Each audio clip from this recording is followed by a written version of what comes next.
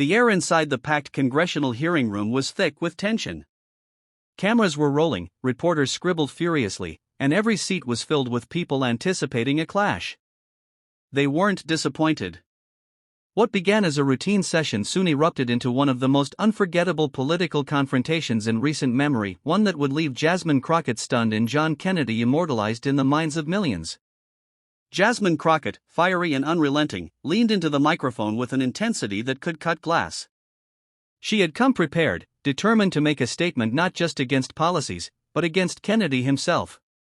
Her words dripped with accusation and disdain, calling him out as out of touch, reckless, and even dangerously incompetent. Her voice echoed through the chamber, each syllable sharper than the last. The crowd shifted uncomfortably. Some whispered, others leaned in closer, sensing that something monumental was about to happen. Kennedy, however, didn't flinch. He sat back in his chair, hands folded, the hint of a wry smile tugging at the corner of his mouth. For every pointed jab she threw, he remained still, like an oak tree in a storm. His calmness only fueled Jasmine's fire. She gestured, raised her voice, and declared that he was everything wrong with American leadership. It was meant to be the knockout blow. The room went silent for a heartbeat.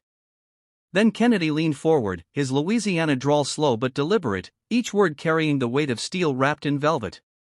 "Congresswoman," he began, "I admire your passion.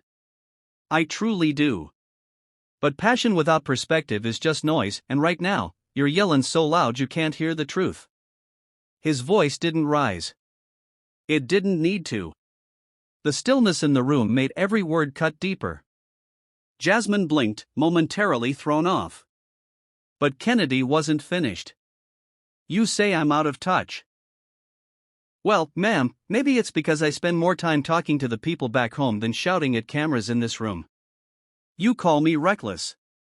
But what's reckless," he leaned closer, his tone sharpening, "is throwing accusations without evidence, heat without light, anger without answers. That doesn't serve this country. That only serves yourself." The audience gasped. Some in the crowd actually clapped before being shushed by security. Jasmine tried to respond, but the words caught in her throat.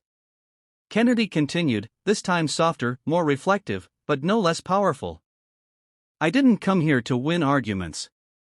I came here to fight for the families who can't afford their groceries, for the veterans who can't get their appointments at the VA, for the kids who still dream of something better. If that makes me your enemy, then I'll wear that title proudly.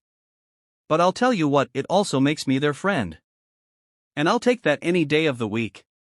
The atmosphere shifted. Reporters leaned in closer.